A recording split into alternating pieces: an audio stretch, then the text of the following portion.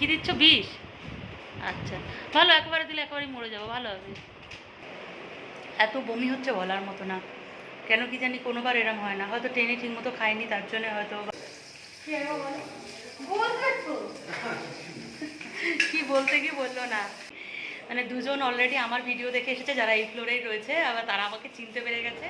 বাড়ি চলে যাচ্ছ? লাগেজটা নিয়ে যাও, তোমার লাগেজটা আমি বয়ে নিয়ে যাবো। হাফ প্যান্ট পরে চলে যাবে? টাটা। তো গৌতম, এক বোতল ঠান্ডা জল কত নিল? 4 টাকা কোথা থেকে নিয়েছো? কোথায়? আমরা ভীষণ টেনশনে আছি, ডাক্তার কি বলবে জানি না। আদৌ স্পটটার অবস্থা কি বেড়েছে বা কতটা বেড়েছে বা কতটা ক্ষতিকারক সেটা উনি বলবেন, আর ওর ওপরই ডিপেন্ড করছে আমার বায়োপসি বা আরও কী কী টেস্ট হবে।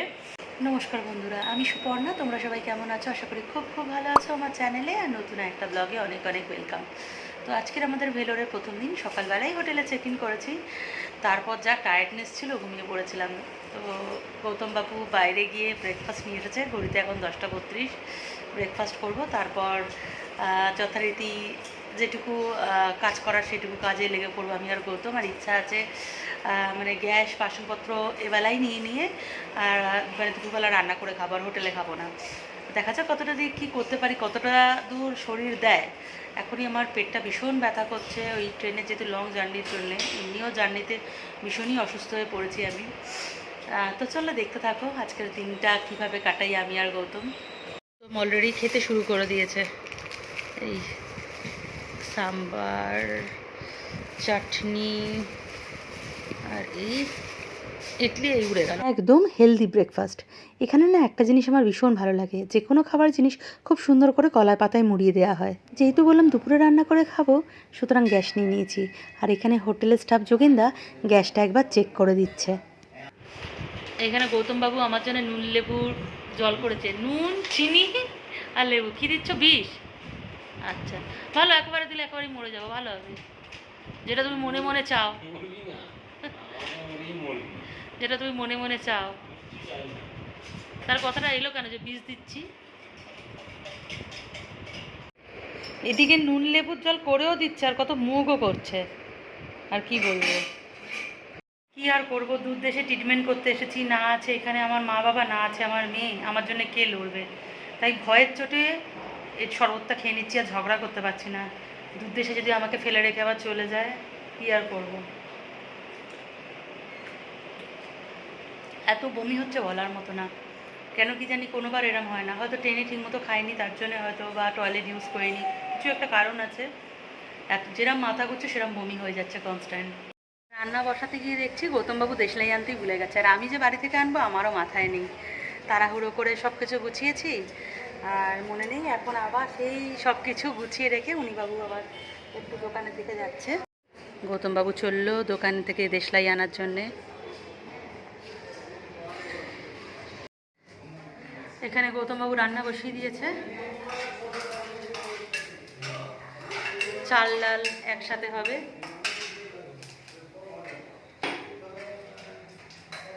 গৌতম বলেছিল, হ্যাঁ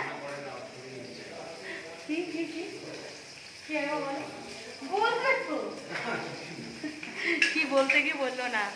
হ্যাঁ, আমি গৌতম বলেছিল যে আজকের দিনটা একটু বাইরে খাওয়া দাওয়া করে নেবো হোটেলে গিয়ে, কিন্তু আমার একদম ভালো লাগছে না। মানে হোটেলের কথা শুনি আমার আরও গা বমি দিচ্ছে। এমনকি তুমি ঘরে একটু কিছু বানিয়ে নাও, মানে সিদ্ধ ভাত টাত, সেটুকুই খেয়ে নেবো।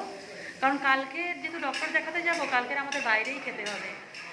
তার জন্য বললাম আজকে একটু ঘরের খাবার খাই, যেহেতু ট্রেনেও ঠিকমতো দুজনের খাওয়া দাওয়া নেই, ঠিকমতো ঘুম নেই।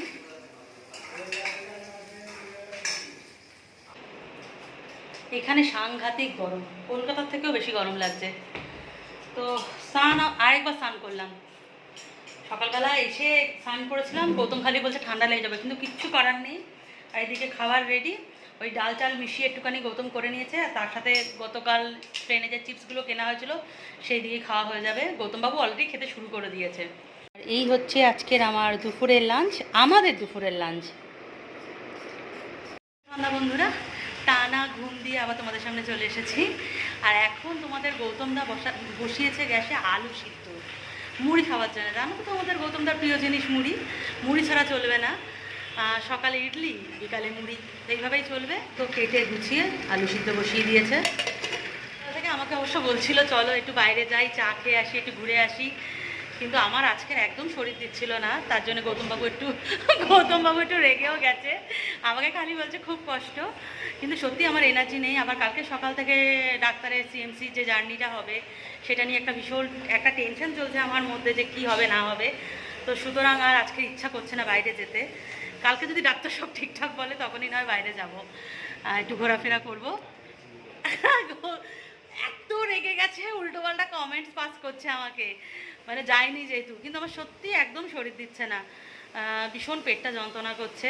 আর কি করব, এই ব্যথা বেদনা নিয়েই আমার সময় কেটে যায়। বিকালবেলা কিচেনের ওই দিকটা যেতে তো আমি মানে শকিং হয়ে গেছি। মানে দুজন অলরেডি আমার ভিডিও দেখে এসেছে যারা এই ফ্লোরেই রয়েছে, আবার তারা আমাকে চিনতে পেরে গেছে।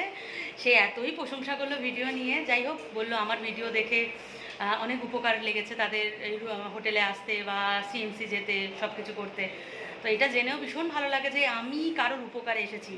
নিজেও তো আমি যখন প্রথমবার এসেছিলাম খুব সাফার করেছি সব জিনিস বুঝতে বা বুঝতে, আমার জন্য কেউ যদি উপকার পায় সেটা জেনেও ভালো লাগে। তো বেশ ভালো লাগছে, নিজেকে একটু সেলিব্রিটি মনে হচ্ছে। হ্যাঁ, সবাই খুব চাইছে ক্যামেরায় আসতে, সবাইকেই দেখাবো আস্তে আস্তে। আগে কালকের টেনশনটা দূর করি, তারপর। এখন মুড়ি মাখতে ব্যস্ত গৌতম বাবু। গৌতম, এখানে একটা মুড়ি মাখার দোকান বসালে কেমন হয়? হেবি চলবে না? পেটাই পরোটা, আবার মুড়ি মাখান, আবার পেটাই পরোটা। তা কি অফিস টফিস ছেড়ে এখানে এসে বিজনেস করবে? কোথায় করবে? ইল্লে প বলতে পারবে? বলো দেখি ইল্লে প। ঘর থেকে ভাজা মশলা বানিয়ে এনেছি মুড়ি খাওয়ার জন্যে। আর ছোলাগুলো এনেছিলাম, ছোলাগুলো সব স্প্রাউট হয়েছে, শুধু এত সুন্দর, দেখো কি সুন্দর স্প্রাউট হয়েছে না।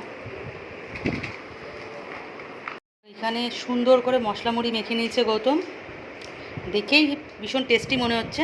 আমাকে এই বাটিতে একটু তুলে দাও। ছেড়ে চলে যাচ্ছে ঘুরতে একা একা।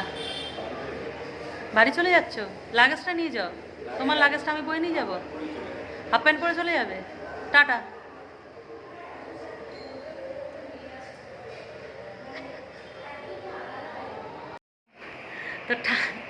তো ঠান্ডা জল খাবো বলেছিলাম, গৌতম এদিকে ঠান্ডা জল নিয়ে এসেছে। এখানে এখন ঠান্ডা জলও পাওয়া যাচ্ছে 1 বোতল। তা তো গৌতম কতটা খেয়ে নিয়েছে। গৌতম 1 বোতল ঠান্ডা জল কত নিল? 4 টাকা। কোথা থেকে নিয়েছো? কোথায়? অ্যাড্রেসটা বলো। ললিত বিহার, নাগার কাছ থেকে আমাকে বলে দিতে হচ্ছে। ওকে আমি বলতে বলছি, ও আর বলতে পারছে না। শুভম রেসিডেন্সির গলিতে বিহারি খাবারের দোকানের উল্টো দিকে একদম রয়্যাল লজের গায়ে একটা নতুন মুদি দোকান খুলেছে, 3 মাস হয়েছে।